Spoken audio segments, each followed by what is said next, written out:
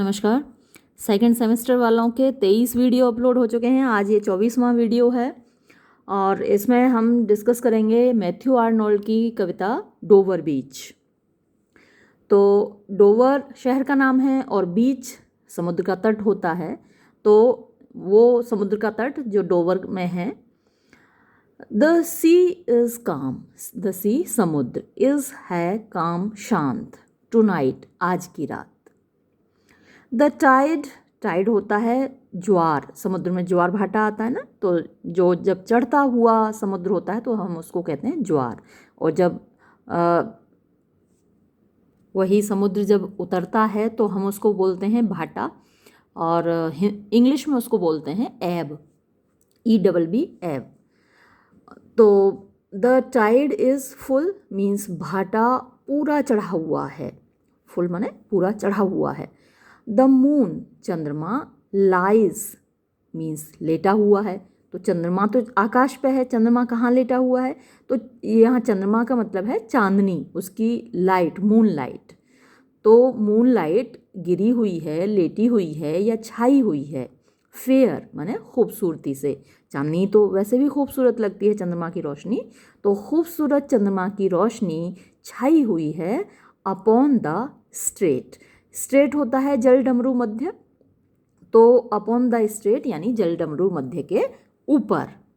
तो जल डमरू मध्य तो आप जानते होंगे, जो पतला सा रास्ता होता है पानी का, जो कि दो समुद्र को आपस में जोड़ता है, उसको हम स्ट्रेट कहते हैं, जल डमरू मध्य बोलते हैं, जो दो समुद्रों को मिलाता है।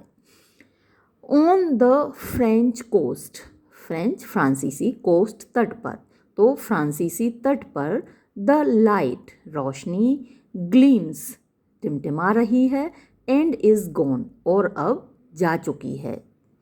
द क्लिफ्स मीन्स चोटियाँ, ऑफ इंग्लैंड इंग्लैंड की, स्टैंड खड़ी हैं। ग्लिमरिंग मीन्स टिमटिमाती हुई या धुंधली, ग्लिमरिंग माने जो क्लियर नहीं दिखता तो वो ग्लिमरिंग लाइट कहलाती है, धुंधली। एंड वास्ट और विस्तृत, आउट इन द ट्रैंक्विल बे, बे होती है खाड़ी, अपने यहाँ है ना जैसे बंगाल की खाड़ी।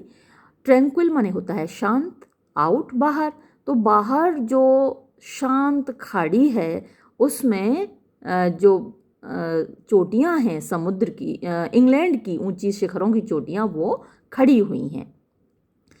कम आओ टू द विंडो, खिड़की पर, ऐसे में अपनी खिड़की पर आओ। Sweet is the night air, sweet माने मधुर मीठी, इज़ द नाइट एयर रात की हवा, ऐसे में जो रात की हवा है कितनी मधुर है, कितनी मीठी है। एक्सक्लेमेटरी मार्क लगा हुआ है तो एकदम से मन से निकलता ना, कितनी मीठी है, कितनी खूबसूरत है रात की हवा। ओनली केवल, from the long line of spray, from the long line, long लंबी, लाइन रेखा, ऑफ स्प्रे, स्प्रे होती हैं बौछारें, शावर्स, तो बौछारों की लंबी रेखा से, वेयर जहाँ, द सी समुद्र, मीट्स मिलता है, द मून ब्लांस लैंड, मून फिर से यहाँ मून का मतलब वही मून लाइट, चंद्रमा से धुली हुई, ब्लांस माने धुली हुई, लैंड जमीन, तो चंद्रमा से धुली हुई जमीन से जहाँ समुद्र मिलता है, जमीन और समुद्र जहाँ मिलते हैं वहाँ पर। लिसन सुनो, यू हियर आप सुनोगे, द ग्रेटिंग रोर, ग्रेट होता है जब कोई चीज़ घिसती है, खड़खड़ाती है, आपस में टकराती है, जैसे आप लोगों के घर में हलवा बनता होगा या खीर बनती होगी तो उसके लिए नारियल को हम क्या करते हैं, ग्रेट करते हैं, तो उसको बारीक पीस मतलब ग्रेट करते हैं, तो मतलब छोटे छोटे टुकड़े उसके करते हैं। तो you here the grating roar, you here आप सुनते हैं, द ग्रेटिंग रोर मीन्स टकराने का स्वर, ऑफ पेबल्स पत्थरों का, कंकड़ों का, तो समुद्र में जो पत्थर हैं, क्योंकि समुद्र के आसपास वहाँ पर चट्टानें हैं, चट्टानों टूटती रहती हैं समुद्र के पानी से, उसकी लहरें तड़ाक से पड़ती हैं पत्थर पर और तोड़ डालती हैं उसको।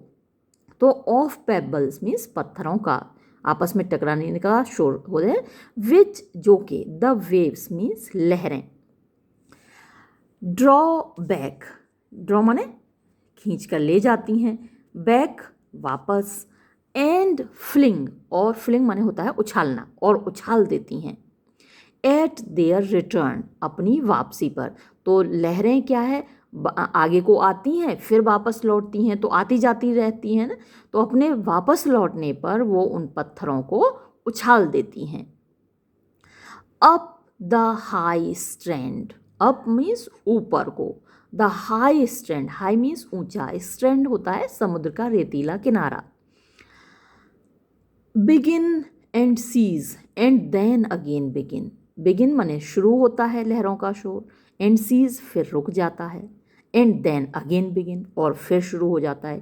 तो ये प्रोसेस चलता रहता है, एक बार ज्वार आता है, फिर लहरें लौट जाती हैं, फिर आती हैं, फिर लौट जाती हैं, तो ये प्रोसेस उनका चलता रहता है। विद ट्रेम्यूलस, ट्रेम्यूलस माने कांपते हुए, कैडेंस, कैडेंस होती है लय, धुन, स्लो माने धीमा, तो कांपती हुई आवाज़ होती है स्लो, धीमी, एंड ब्रिंग, और लाती हैं द इटर्नल नोट, इटर्नल माने जो कभी ख़त्म नहीं होता, शाश्वत होता है, नोट माने सुर, ऑफ सैडनेस मीन्स दुख का, इन अंदर, अपने साथ वो क्या लेके आती हैं, शाश्वत स्वर, जो कभी ख़त्म ना होने वाला स्वर है, सैडनेस का, दुख का। तो जो मनुष्य के जीवन में दुख है वो शाश्वत है, और वही दुख का गीत ये लहरें सुनाती हैं। सोफोक्लीज, सोफोक्लीज से आप परिचित होंगे, ये एक यूनानी नाटककार था, बहुत अच्छी ट्रेजेडीज़ इसने लिखी हैं। तो ट्रेजेडीज़ में आपको मालूम ये दुखांत नाटक होते हैं, बहुत सारा दुख भरा होता है। अब क्योंकि बात दुख की हो रही है, मैथ्यू आर्नोल्ड बता रहा है कि ये जो लहरें हैं जो शाश्वत दुख को अपने साथ लाती हैं, तो अब बात इसीलिए यहाँ पर हुई सोफोक्लीज़ की, क्योंकि उसके नाटकों में बहुत सारा दुख इंसानों को बर्दाश्त करना पड़ता है। सोफोक्लीज लॉन्ग एगो, सोफोक्लीज ने बहुत पहले हर्ड इट, इसको सुना था, ऑन द एजियन, मतलब एजियन का मतलब है यूनानी समुद्र तट, यूनान के समुद्री तट पर, एंड इट ब्रॉट, और ये लाया, ये जो समुद्र की लहरों में मिला हुआ दुख है ये लाया, इनटू हिज माइंड, उसके दिमाग में, द टर्बिड एब एंड फ्लो, टर्बिड इसके कई मीनिंग हैं, अशांत भी होता है, गंदा भी होता है, कीचड़ वाला भी होता है, तो आप जो भी अर्थ इसका लगाना चाहें तो अशांत ही लगा लेते हैं। चलिए, एब एंड फ्लो, तो ज्वार भाटा, अशांत ज्वार भाटा, ऑफ ह्यूमन मिजरी, इंसान के कष्टों का, क्योंकि इंसान के जीवन में राइज एंड फॉल आता रहता है, उतार चढ़ाव आते रहते हैं, खुशियाँ गम आते रहते हैं, तो वो जो ज्वार भाटा है इंसान के कष्टों का वो उसने दिखाया, उसके दिमाग में कहाँ से आया, इसी समुद्र की लहरों से आया। वी फाइंड ऑल्सो, हम भी पाते हैं, हमें भी मिलता है, इन द साउंड, आवाज़ में, अ थॉट, एक विचार, हियरिंग इट, इसको सुनकर, by this distant northern sea, by means करीब, पास में, दिस ये डिस्टेंट माने दूर का, नॉर्दर्न माने उत्तरी, सी माने समुद्र, इस दूर उत्तरी समुद्र में जब हम इस शोर को सुनते हैं, इस लहरों की आवाज़ को सुनते हैं, तो हमें भी विचार आते हैं, हमें भी, हमारे दिमाग में भी विचार आते हैं, जैसे विचार सोफोक्लीज के दिमाग में आए थे इन लहरों को सुनकर सदियों पहले, क्योंकि सोफोक्लीज बिफोर क्राइस्ट हुआ है नाटककार, तो उसके दिमाग में जैसे विचार आए थे वैसे विचार हमारे दिमाग में भी आते हैं। तो कहाँ सोफोक्लीज इतने सालों पहले, कहाँ आज हम इतने सालों बाद, तो हम लोगों को जोड़ कौन रहा है, समुद्र जोड़ रहा है। तो जब आप लिखेंगे एक्सप्लेनेशन तो इसमें बताएंगे, और ये आप नीचे क्रिटिकल कमेंट्स में भी डालेंगे सोफोक्लीज का जो रेफरेंस है, और ये आप क्लियर करेंगे कि सोफोक्लीज को और हमको कौन जोड़ रहा है। ये समुद्र की लहरें, ये तब भी वैसी ही थीं, ये आज भी वैसी ही हैं, लेकिन सोफोक्लीज हमसे कितने हजारों साल पहले हुआ है और आज हम हैं, लेकिन समुद्र की लहरें बिल्कुल नहीं बदली, उनका संगीत बिल्कुल नहीं बदला, ये समुद्र का ज्वार भाटा बिल्कुल नहीं बदला। ये वैसा का वैसा ही है, ये वैसा ही इटर्नल है, ये एवरलास्टिंग है, ये इमॉर्टल है। The sea of faith, the sea समुद्र, ऑफ फेथ विश्वास का। अब ये विश्वास, मनुष्यों का आपस में विश्वास, मनुष्यों का ईश्वर में विश्वास, तो द सी ऑफ फेथ विश्वास का समुद्र, वॉज वंस कभी था, एक बार, मतलब एक समय था जब कभी था, टू बहुत, एट द फुल भरा हुआ, एंड राउंड अर्थ शोर, एंड राउंड माने चारों ओर, अर्थ धरती के, शोर किनारों के, तो धरती के किनारों के चारों ओर कौन था? सी ऑफ फेथ यानी विश्वास का समुद्र। लाइक नहीं, ले लाइक, तो देखिए यहाँ सिमिली भी है, इसमें और भी कई फिगर्स ऑफ स्पीच आए हैं, मैं बीच बीच में एक तो बताना भूल जाती हूँ, इतनी सारी चीज़ होती हैं बताने को, तो ये नोट कर लीजिएगा, सिमिली है। ले लाइक, अच्छा ये सिमिली के साथ साथ यहाँ एलिटरेशन भी है, एल एल साउंड रिपीट हुई ना। Lay like the folds of a bright girdle furled, तो ले माने हुआ करता था, एग्जिस्ट किया करता था, अस्तित्व में था, एग्जिस्टेड, तो अस्तित्व में था, क्या था? विश्वास का समुद्र। कैसे था? लाइक जैसे कि द फोल्ड्स मीन्स तह, of a bright girdle, bright माने चमकती हुई, ग्राइट गर्डल क्या होती है?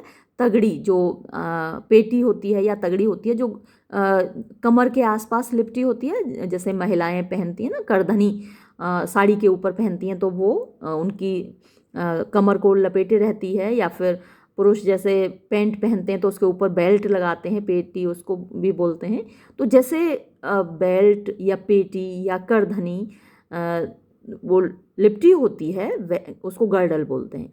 तो एक चमकती हुई करधनी की तरह फल्ड माने फोल्डेड, लिपटी हुई थी। और ये ध्यान रखिए कि क्या चीज़ लिपटी हुई थी, वो है सी ऑफ फेथ, विश्वास का समुद्र लिपटा हुआ था। किसके चारों ओर? धरती के चारों ओर, है ना, राउंड अर्थ्स शोर, धरती के किनारों के चारों ओर लिपटा हुआ था विश्वास का समुद्र।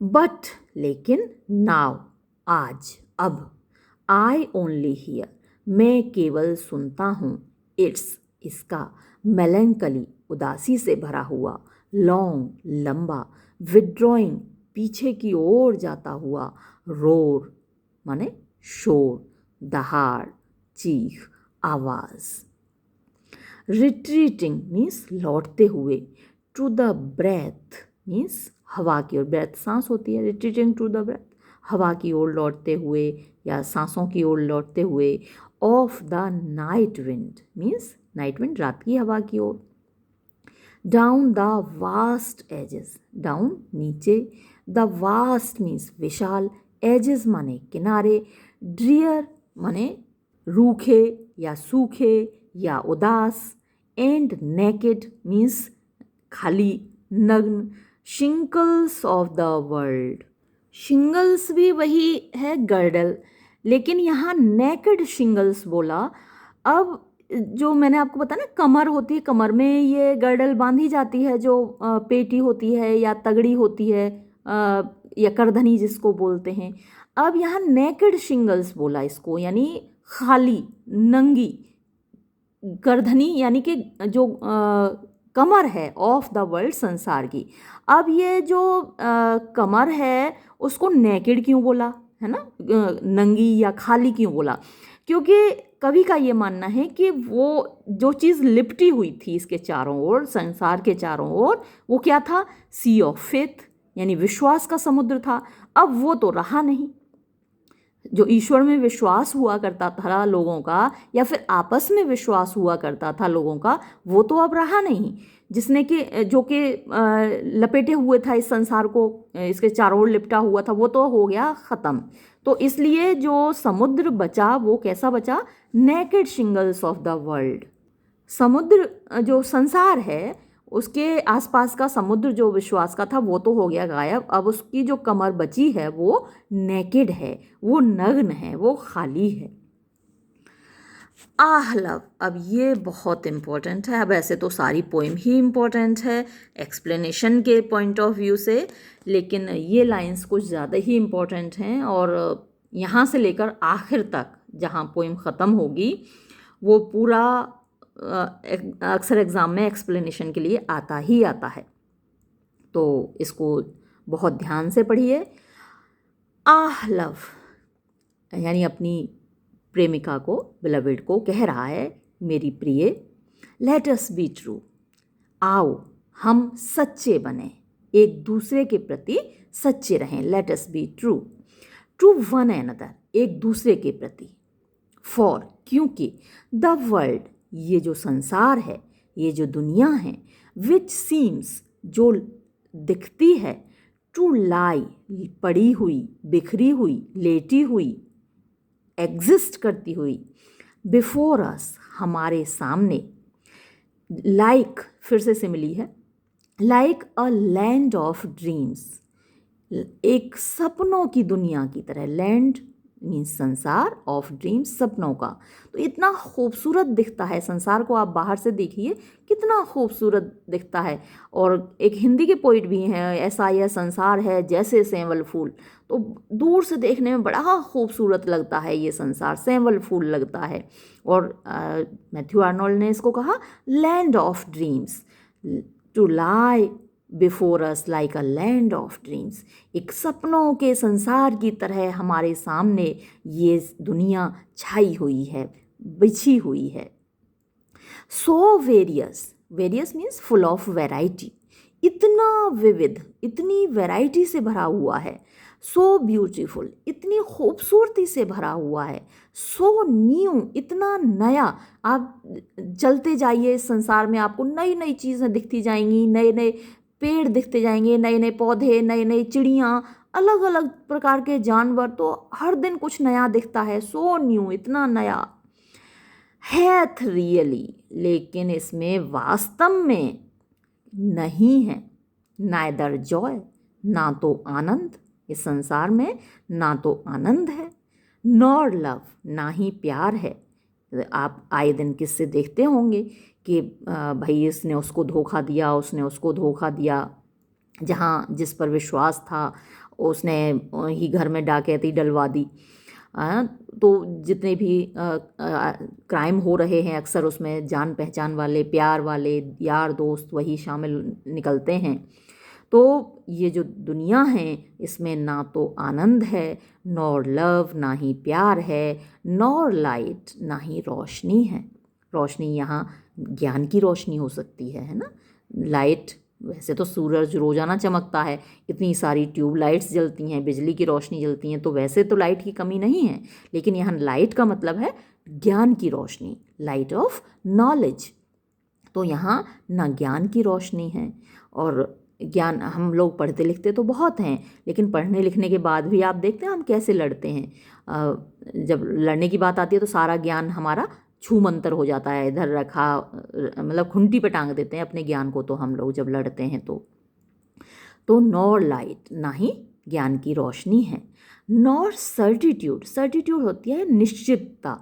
एक कोई भी सर्टेनिटी नहीं है, कोई निश्चितता नहीं है कि हाँ हमने मेहनत की तो हमको उसका फल मिलेगा, है ना। कभी कभी ऐसा होता है आप बहुत मेहनत करते हैं, कॉपी चेक करने वाले ने ढंग से कॉपी चेक नहीं की तो आपके मार्क्स बहुत ख़राब आते हैं एग्ज़ाम में, कॉम्पिटिशन्स में अक्सर ऐसा हो जाता है। तो यहाँ कोई निश्चितता नहीं है, सर्टिट्यूड नहीं है। नॉर पीस, और ना ही यहाँ पर शांति है, हर जगह शोर है, शांति नहीं है, मानसिक शांति नहीं है। हमारा मन हमेशा बेचैन रहता है किसी न किसी बात को लेकर। नॉर हेल्प और ना ही मदद है फॉर पेन मीन्स दुख में, कष्ट में। जब हम कष्ट में होते हैं तो ना हमको मदद मिलती है। And we are here, and और वी आर हियर, हम यहाँ पर हैं। एज जैसे कि, on a darkling plain, darkling माने अंधेरे, प्लेन माने मैदान पर, जैसे कि एक अंधेरे मैदान पर हम हों, ऐसे इस संसार में हम लोग रह रहे हैं। Swept with confused alarms, swept माने कन्फ्यूज़ होकर, यानी सुनकर, या फिर आप कह सकते हैं झांसे में आकर। विद कन्फ्यूज्ड माने कन्फ्यूज़ करने वाले, अलार्म्स जो अलार्म बजता है ना युद्ध का, तो कन्फ्यूज़ करने वाले अलार्म्स के झांसे में आकर, उनको सुनकर, of struggle and fight, struggle संघर्ष करने के, एंड फाइट और लड़ने के। हम लोगों को क्या लगता है कि हमको लड़ाई का आदेश दिया जा रहा है, हमको लड़ना है, हमको इससे लड़ना है, हमको उससे लड़ना है, तो ऐसे हमको अलार्म सुनाई देते हैं। कभी कोई हमको भड़काता है, कभी कोई हमको भड़काता है, और हम आपस में लड़ते रहते हैं। वेयर जहाँ पर, इग्नोरेंट मीन्स अज्ञानी, आर्मीज सेनाएं, क्लैश लड़ती हैं, बाय नाइट रात में।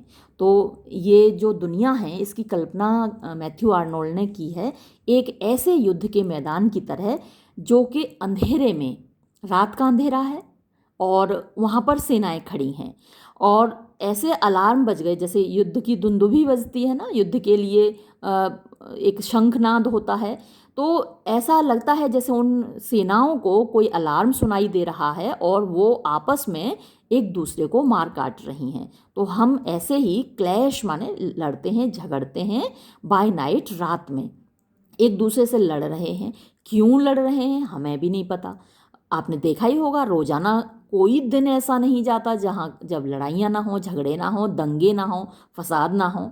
तो हम लोगों को खुद नहीं पता, कभी हम धर्म को लेकर लड़ते हैं, कभी जाति को लेकर लड़ते हैं, कभी वर्ग को लेकर लड़ते हैं, अरे कभी कभी तो बिना बात के लड़ते हैं, कोई वजह नहीं होती तो लड़ते हैं। तो वैसे ही हम अज्ञानी हैं, सारी दुनिया एक अज्ञानता के अंधेरे में छाई हुई है, अज्ञानता के अंधेरे में रह रही है। ये एक ऐसा मैदान है युद्ध का जहाँ रात है, अंधेरा है, और सेनाएं आपस में टकरा रही हैं। कौन किसको मार रहा है कुछ पता ही नहीं चल रहा है, इतना कन्फ्यूज़न है। तो ये तो थी कविता डोवर बीच, ये यहाँ पर हुई समाप्त। अब आपकी सिर्फ एक कविता बची है जो आपके सिलेबस में है। सारी कविताएं हो चुकी, मैं अपलोड कर चुकी। कुछ पोइम्स ऐसी हैं जो आपकी मैंने हिंदी में अलग वीडियो बनाया है, इंग्लिश में अलग वीडियो बनाया है, और कुछ ऐसी हैं जिनका सिर्फ हिंदी में बनाया है। अब बची है केवल फिलिप लार्किन की चर्च गोइंग, तो उसको भी मैं अपलोड करूँगी। अभी मेरे पास उसका टेक्स्ट नहीं है, जैसे ही टेक्स्ट मुझे मिलता है तो उसको भी अपलोड करूँगी। तो बने रहिए मेरे साथ, तब तक के लिए धन्यवाद।